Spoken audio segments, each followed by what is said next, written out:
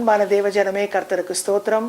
மீண்டுமாய் இம்மானுவேல் கிறிஸ்தவ broadcasting network வழங்கும் கிறிஸ்துவுக்குள் புது வாழ்வு என்ற இந்த நிகழ்ச்சியின் மூலம் உங்களை சந்திப்பது கர்த்தர் கொடுத்த மகா பெரிய பாக்கியம் ஸ்லாக்கியம் என்று கருதுகிறேன். கர்த்தர் நல்லவர், அற்புதமானவர், போதுமானவர் என்பதை தொடர்ந்து சத்தியத்திலிருந்து நாம் பார்த்து கொண்டே வருகிறோம். இந்த நாளிலேயும் நீங்கள் செய்யும் காரியத்திற்கு பின்பாக இருக்கும் உங்களுடைய நோக்கத்தை குறித்து பேச இருக்கிறேன்.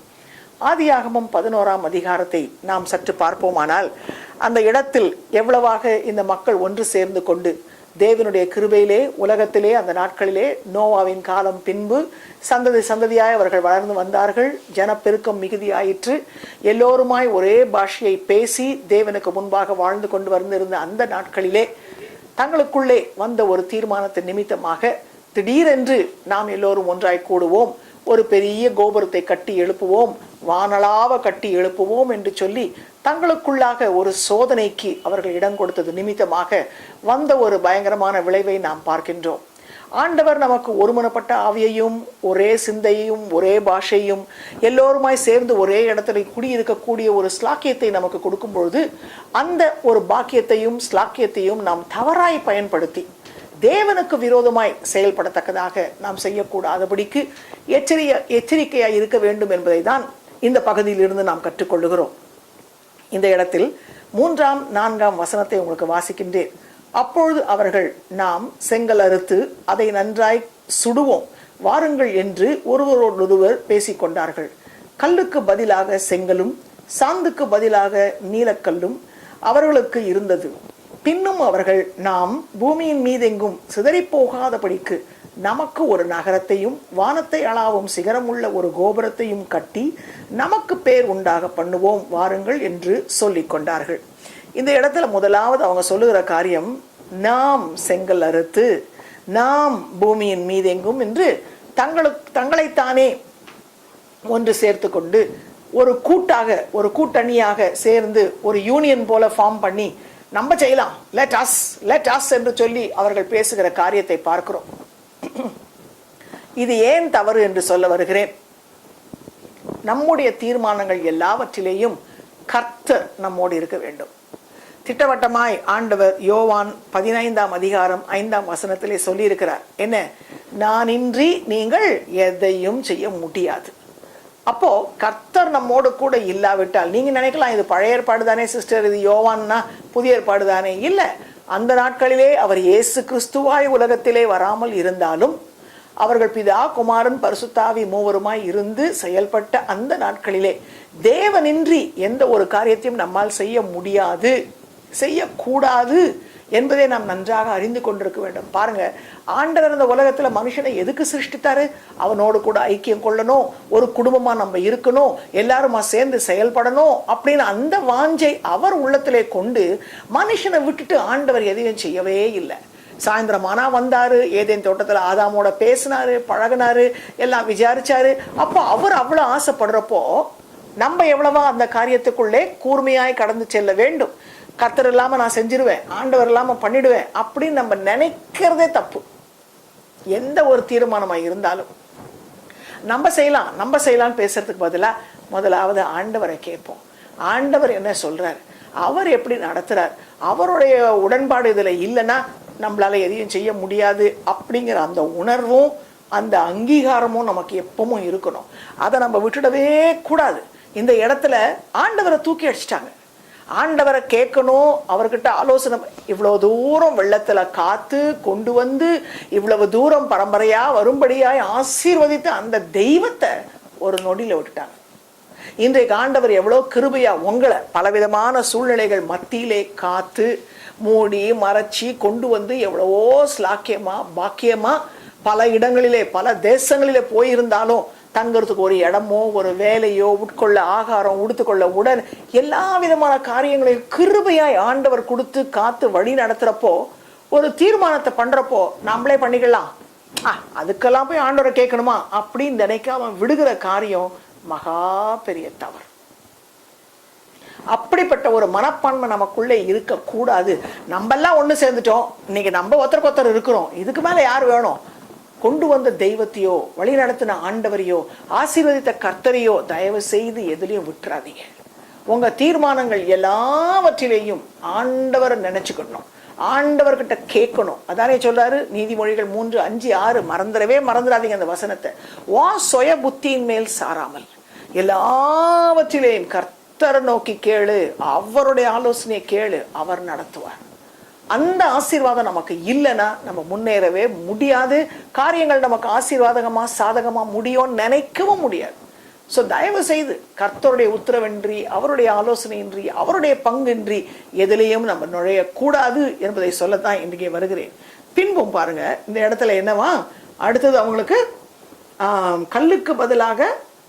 கல்லுக்கு பதிலாக செங்கலும் சாந்துக்கு பதிலாக நிலக்கீலும்.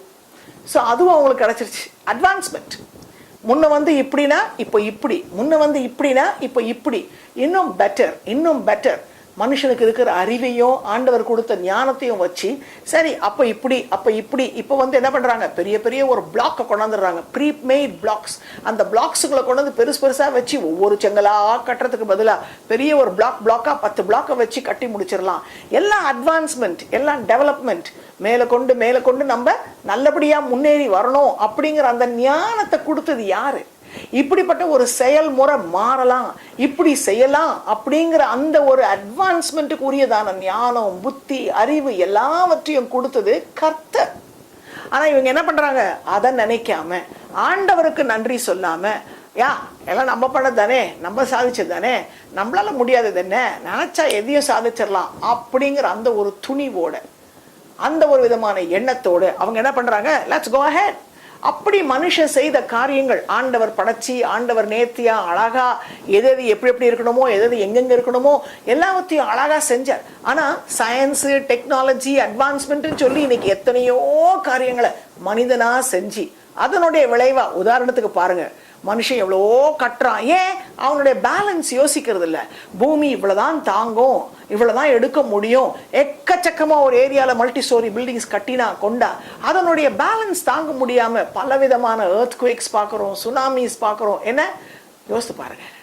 ஷெர்னோபில்னு பெருசா கட்டினா இப்போ ஜப்பான்ல எவ்வளோ பெரிய ஒரு சுனாமி வந்துச்சு. இப்போ இன்னைக்கும் சொல்லிக்கிட்டு இருக்காங்க. என்ன சொல்றாங்க, அந்த உள்ளாக இருக்கிற அந்த ரேடியேஷன் இதெல்லாம் தண்ணியில ஊறிக்கிட்டே வருது.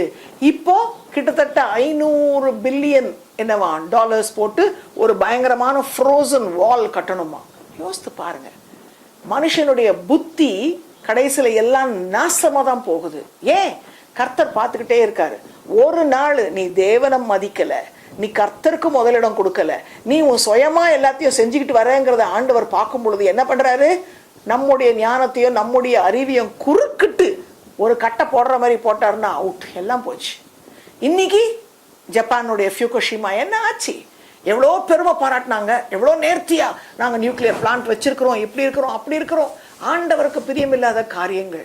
அவர் எல்லாம் ஒன்னா இருக்கணும், சந்தோஷமா இருக்கணும்னா யுத்தத்துக்காகவோ மற்ற அட்வான்ஸ்மெண்ட்ஸுக்காகவோ டெவலப்மெண்ட்டுங்கிறதுக்காகவோ பல காரியங்களை செஞ்சு ஷெர்னோபில் நிமித்தமா பாடுபட்ட மக்கள் இன்னைக்கும் கண்ணு தெரியாம, கை கால் வழங்காம எவ்வளோ கொடூரமான நிலைமையில இருக்கிறாங்க.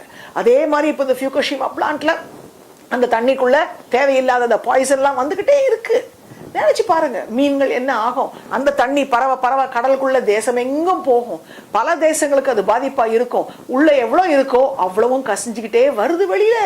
நீ நிறுத்த முடியாது. உன்னுடைய பாவத்தின் விளைவுகள், உன்னுடைய தவறான செய்கைகளின் விளைவுகள் நிமித்தமா வரக்கூடிய கேடுபாடுகளை நம்ம யோசிக்கணும். ஏன்? கர்த்தரை நீ கேட்கல. கர்த்தருடைய ஞானத்தையும் கர்த்தருடைய சக்தியும் கர்த்தருடைய வல்லமையும் எதிர்த்து நிற்கதாக. என்ன தெய்வம்? அவரை விட நாங்க செஞ்சிருவோம். அது சாத்தானுடைய குணம். சாத்தான் அப்படிதான் விழுந்தான். ஏன்? நான் ஆண்டவரை விட உயர போவேன், நான் அவரை விட மேல ஆவேன், நான் யாராக்கும், நான் ஏறி பிடிச்சிருவேன் அப்படிங்கிற ஒரு எண்ணத்தோட அவன் தெய்வத்தையே எதிர்த்து விரோதிச்சு நின்றது நிமித்தமா, அவனுடைய பெருமை, அவனுடைய கர்வத்து நிமித்தமா ஆண்டவர் அவனை கீழே தள்ளினார். அதே மாதிரிதான் மனுஷனும் இன்னைக்கு செஞ்சுக்கிட்டு வரான். பிசாசு செஞ்ச மாதிரியே செஞ்சுக்கிட்டு எல்லா விதமான சாபக்கேட்டுகளுக்கும் ஆளாகிறான். கர்த்தர் அனுமதிக்கிறாரு, ஒரு காலகட்டம் வரைக்கும் அனுமதிக்கிறாரு. நீ திருந்துவியா, நீ மாறுவியா?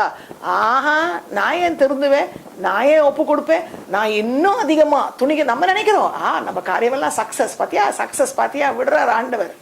கொஞ்சம் காலத்துக்கு விட்ட பிறகு ஒரு அடி அடிக்கிறார். அடிச்ச பிறகு என்ன ஆகுது? தலை தூக்க முடியாத ஒரு சூழ்நிலையா போயிடுது. அப்படிப்பட்ட ஒரு கேடுக்குள்ளாக கடந்து போகும் முன்பதாகவே கர்த்தருக்கு நம்மளை ஒப்பு கொடுத்து கர்த்தருடைய பக்கமா நம்ம திரும்பினா காரியங்கள் நமக்கு எவ்வளவு சாதகமா முடியும். ஸோ தயவு செய்து கர்த்தரை எதிர்த்து கொண்டு கர்த்தருடைய ஞானம் கர்த்தருடைய திறமைக்கு மிஞ்சி நான் செஞ்சிருவேன் செய்ய முடியும் அப்படிங்கிற அந்த ஒரு எண்ணத்தோட கடந்து செல்லாதபடிக்கு நம்மை காத்துக்கொள்ள வேண்டியது மிகவும் அவசியமா இருக்கு. அதே மாதிரி அடுத்தது இங்க என்ன பார்க்கிறோம், பின்னும் அவர்கள் என்ன பண்ணாங்களா, என்ன நோக்கமா, நமக்கு நாம் பூமியின் மீதெங்கும் சிதறி போகாதபடிக்கும் நமக்கு பேர் உண்டாக பண்ணுவோம். ரெண்டு நோக்கம். இதை ஏன் செய்யறாங்க, எதுக்கு இந்த பாபேல் டவரை கட்டுறாங்க இவங்க, என்னவா நம்ம பூமியின் மீதெங்கும் சிதறி போக கூடாது.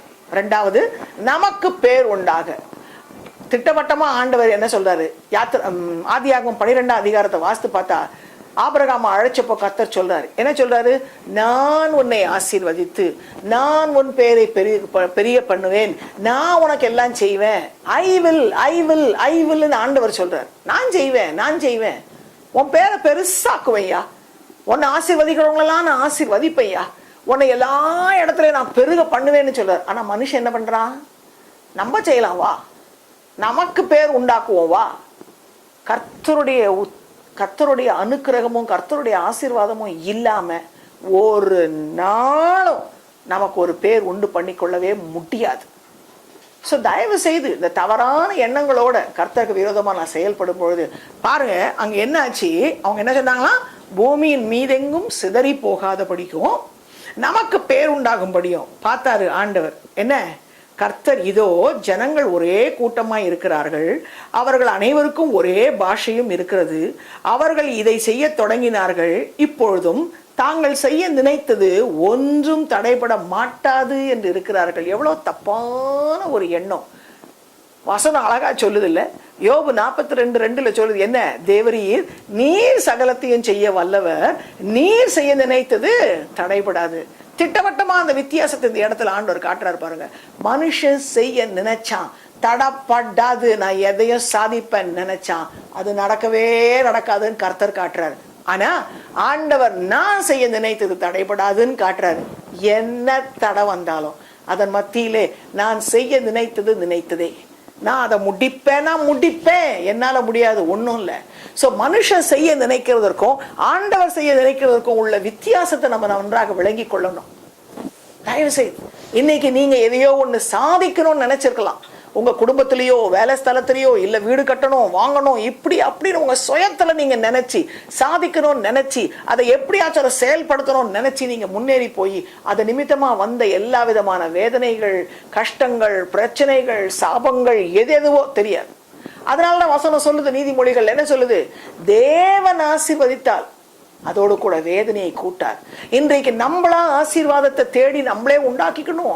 நமக்கு புத்தி கொடுத்துருக்காருல்ல, நமக்கு திறமை கொடுத்துருக்காருல்ல, என்ன கொடுத்தாலும் அது அத்தனையும் அவருடைய அடக்கத்துக்கு கீழே இருக்கணும். அவர் அதை ஆசீர்வதித்தாலோடய நமக்கு அது நடக்கவே நடக்காது.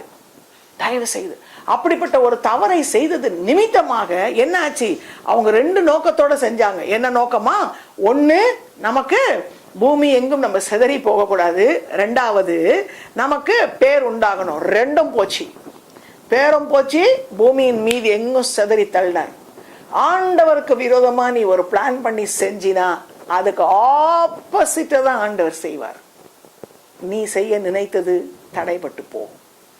ஆகவேதான் வாழ்க்கையில என்ன படிக்கணும், என்ன வேலை பார்க்கணும், எங்க வாழணும், யாரை கட்டணும், எல்லா தீர்மானங்களையும் கர்த்தரை கேட்டு செஞ்சாதான் அது நிலைச்சு நிற்கும். தடைகள் வந்தாலும் கர்த்தர் கூட நின்று விடுவிச்சு கொண்டு போய் முடிப்பார்.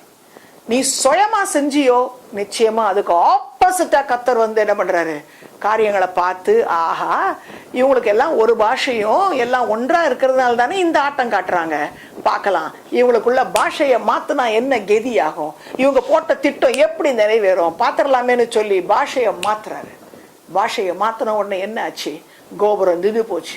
ஏன், ஒருத்த செங்கல் கொண்டா மண்ணு கொண்டானா புரியல, அவன் என்ன கேட்கிறான் இவனுக்கு புரியல, இவன் என்ன பேசுறான் அவனுக்கு புரியல, தாறுமாறு ஆக்கி போட்டார் கர்த்தர். தாறுமாறு ஆக்கி போட்டது மட்டுமல்லாமல் ஒன்றாய் இருந்த அத்தனை பேரையும் செதறி அடிச்சார் ஆண்டவர். மூளை கொண்டா போய் சேரு, ஒன்னா இருக்கிறதுனால தானே. யோசித்து பாருங்க, அதனாலதான் கர்த்தர் சொல்றாரு 133ஆம் சங்கீதத்துல பரிசுத்த ஆவியானவர் அழகா எழுதுறாரு. என்ன எழுதுறாரு? சகோதரர்கள் ஒருமித்து வாழ்வது ஆண்டவருடைய பார்வையில அவ்வளவு இன்பமான காரியமா. அப்படி ஒருமித்து இன்றைக்கு பாருங்க, ஒன்னா சேர முடியல. 2 பேரும் சேர்ந்து ஒருமனப்பட்ட மனதோடு ஜெபிக்க முடியல. 2 பேர் சேர்ந்து ஒரு காரியத்துல ஏக சிந்தையோட நிக்க முடியல. அவ்வளோ பெருமைகளும் போராட்டங்களும் பிரச்சனைகளும் ஆயிடுச்சு. அப்ப ஆண்டவர் சொல்றாரு, அந்த ஒருமனப்பட்ட மனதோடு நீ வந்தினா நான் காரியங்களை மாத்தி ஆசீர்வதிப்பேன், நான் செய்வேன். அந்த ஒருமனப்பட்ட மனதோடு ஒன்றாய் கூடி அந்த ஏக சிந்தையோடு கர்த்தருக்காக யுனைட்டடா இருக்கிறப்போ ஆண்டவர் அதை ஆசீர்வதித்து உயர்த்துகிறார். அங்கே ஆசீர்வாதத்தை நான் கட்டளையிடுகிறேன். இன்றைக்கு அந்த விதமான ஒரு ஆசீர்வாதம் இல்லாதபடிக்கு சிதறி போய் ஆண்டவருடைய தீர்மானம் சித்தம் நிறைவேறக்கூடாதபடிக்கு மனுஷனுடைய சுயமோ மனுஷனுடைய எண்ணங்களையே அவனுடைய ஆசீர்வாதத்துக்கு விரோதமாய் தடையாய் வரக்கூடும் என்பதை நாம் இங்கே பார்க்கின்றோம். ஆண்டவராய் ஆசீர்வதிப்பது வேறே, நாமாய் ஆசீர்வாதத்தை தேடிக்கொள்ளுவதும் வேற. ஸோ தயவு செய்து கர்த்தர் நம்மை ஆசீர்வதிக்க மட்டுமாய், ஏன்னா அவர் வாக்கு பண்ணியிருக்கிறாரு, நான் உன்னை பெரிய ஜாதியாக்குவேன், உன்னை பேரை பெருமைப்படுத்துவேன், உன்னை பெரிய ஜனமாக்குவேன், தேசங்களெல்லாம் உன்னை புகழத்தக்கதாக நான் செய்வேன். அவர் 1000 ஆசீர்வாதம் வச்சிருக்கார். அவருடைய நேரம், அவருடைய தீர்மானம், அவருடைய வழி, அதை எப்படி அவர் செய்வாரோ நமக்கு தெரியாது. எப்போ செய்வாரு, ஏதா செய்வார் அவருக்கு தெரியும். ஆனா அவர் வைத்திருக்கிற தீர்மானத்தை மீறி நானே செஞ்சுக்குவேன், என்னுடைய ஆசீர்வாதத்தையும் என்னுடைய பேர் புகழையும் தேடிக்க எனக்கு தெரியும், நான் எப்படி செயல்படணும்னு எனக்கு தெரியும் அப்படின்னு நம்ம நினைச்சு நாம திட்டங்களை தீட்டி நாம இவங்க பண்ண மாதிரி வா எல்லாம் ஒன்னா சேரலாம், வா எல்லாம் தான் இவ்வளோ அட்வான்ஸ் ஆயிடுச்சு, எல்லாம் நம்ம இப்படி முடிச்சிடலாம் அப்படி முடிச்சிடலாம் நம்ம நினைச்சா, அதுக்கேற்ற மாதிரி செயல்பட்டா, கர்த்தர் அந்த காரியத்துல இல்லை, அவருடைய கரம் நம்மோடு கூட இல்லைன்னா நிச்சயமா அது ஆசீர்வாதகமாகவே இருக்க முடியாது. தேவன் ஆசீர்வதித்தால் ஒழிய, கர்த்தர் ஆசீர்வதித்தால் அதோடு கூட வேதனையை கூட்டார். ஆனா ஆண்டவர் ஆசீர்வதிக்கலன்னா வேதனை நிச்சயமா கூடும். அப்படிதான் இங்க வேதனை கூடுச்சு. ஏன்னா இது கர்த்தருடைய தீர்மானம் இல்லை. கட்ட சொல்லியிருந்தாருன்னா, ஆண்டவர் கட்ட சொல்லியிருந்தாருன்னா கட்டுங்கப்பா, வானலா ஒரு கட்டடம் கட்டுங்க அப்படின்னு சொல்லியிருந்தாருன்னா அது ஆசீர்வாதமா நடந்திருக்கும், ஆண்டவருடைய நாமம் மகிமைப்பட்டிருக்கும். ஆனா ஆண்டவர் நாமம் மகிமைப்படாம, ஆண்டவருடைய பேருக்கும் புகழுக்கும் ஆதாரமா இல்லாம ஏன் இஷ்டம், ஏன் ஆசை, ஏன் விருப்பம்னு நினைச்சு நம்ம எதை செஞ்சாலும் அது நிச்சயமா முன்னேறும் நம்ம நினைக்க முடியாது. அது முழுமையா முடியும், அது நல்லபடியா ஆசீர்வாதமா ஜெயமா இருக்கும் அப்படின்னு நம்ம நினைக்கவே முடியாது. ஏன்? கர்த்தர் அதுல இல்லை. கர்த்தர் அதுல இல்லாத வரைக்கும் ஜெயம் நமக்கு இருக்கவே முடியாது.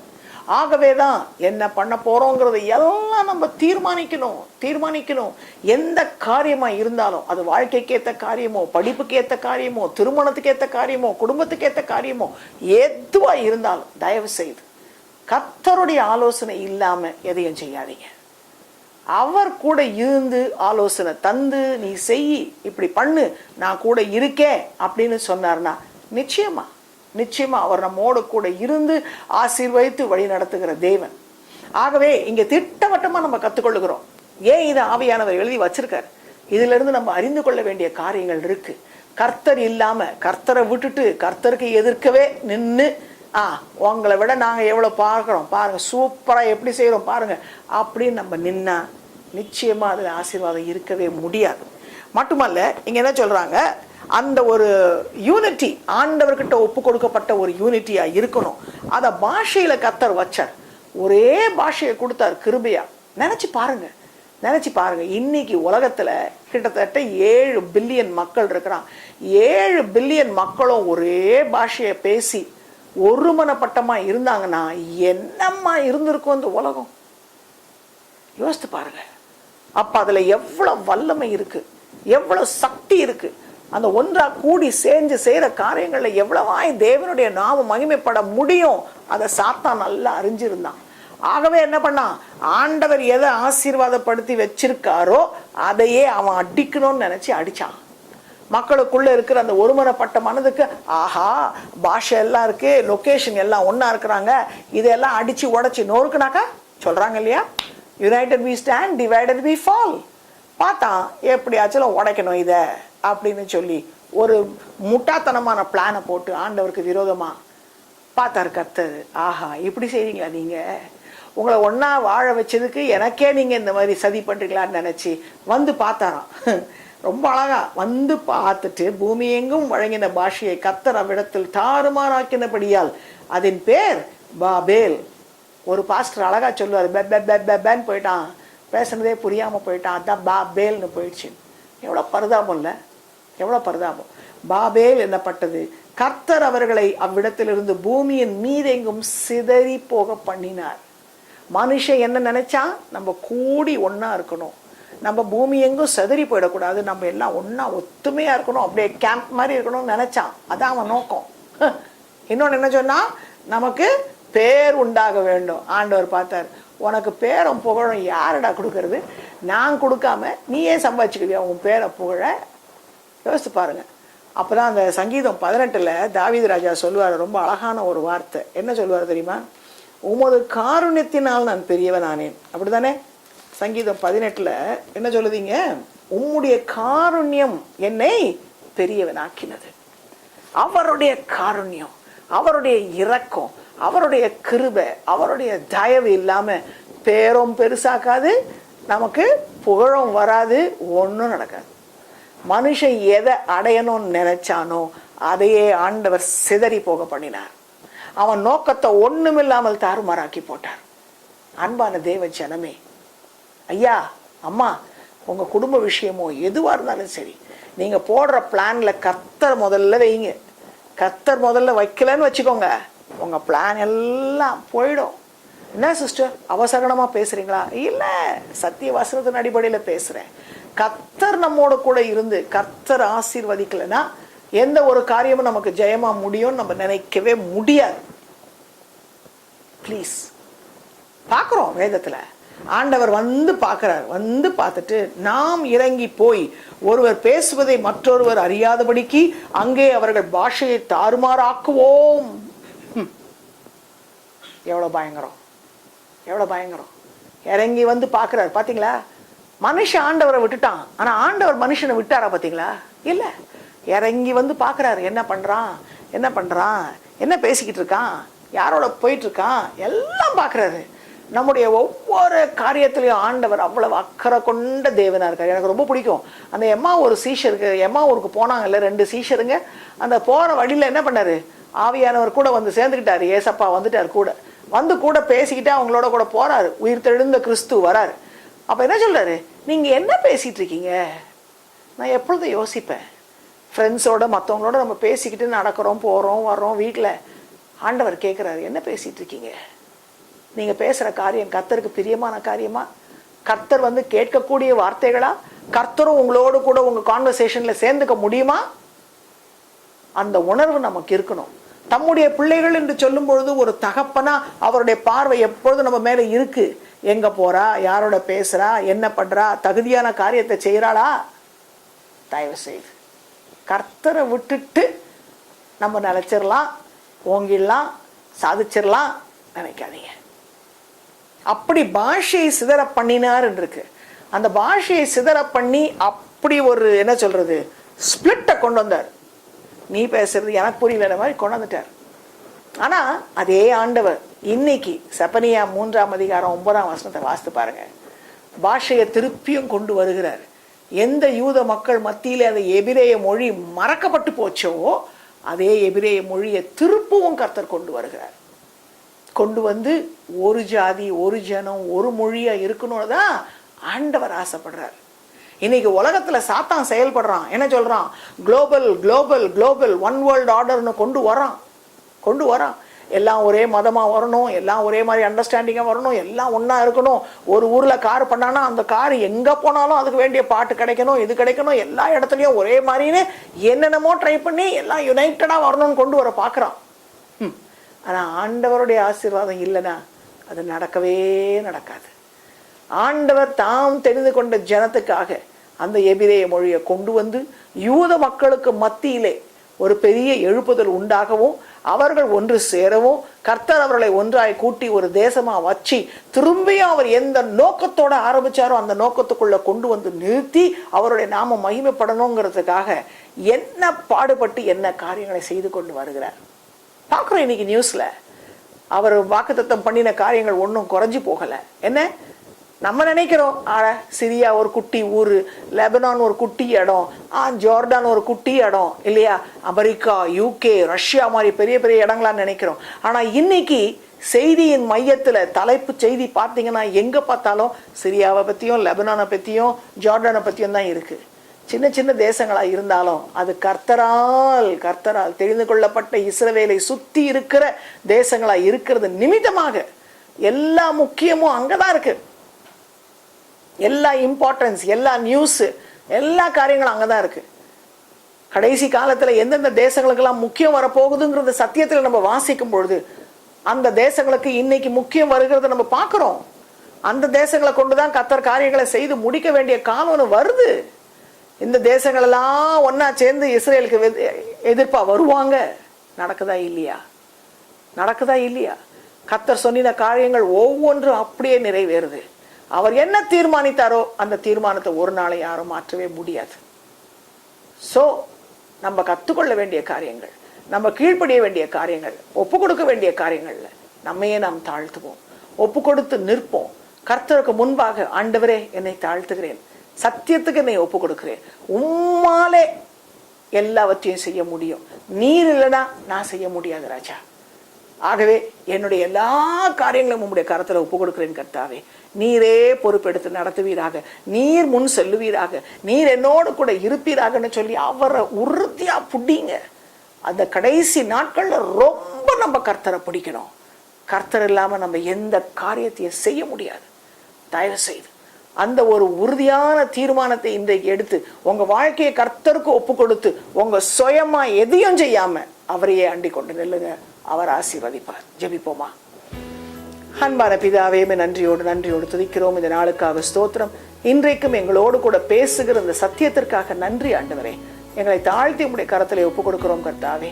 நீர் இல்லை என்றால் நாங்கள் ஒன்றும் செய்ய முடியாது என்பதை நாங்கள் அறிந்து உம்முடைய தீர்மானம், உம்முடைய நோக்கம், உம்முடைய கர்த்தாவே சித்தத்துக்கு விரோதமாய் நாங்கள் எதையும் செய்யாதபடிக்கு தகப்பனே நீர் எங்களை காத்துக்கொள்ள வேண்டும் என்று நாங்கள் செபிக்கிறோம்.